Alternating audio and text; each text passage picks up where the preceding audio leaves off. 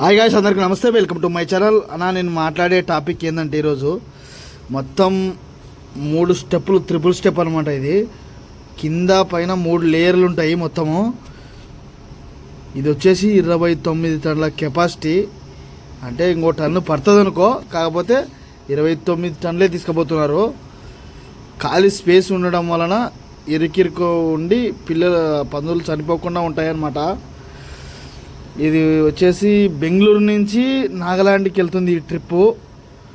నేను ఒడిశాకి వేసుకుపోయేటప్పుడు దారిలో నాకు కనబడింది. నేను వీడియో తీసి అప్లోడ్ చేయడం జరుగుతుంది. అది సమస్య కాదు.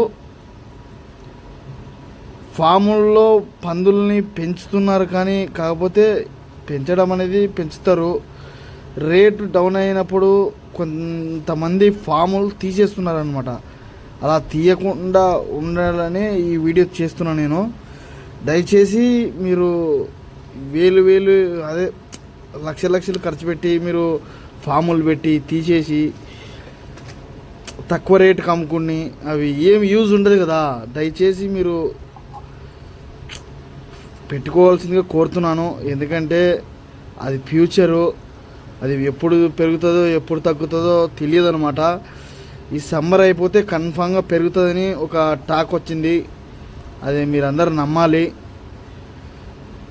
ఎందుకంటే నేను కొన్ని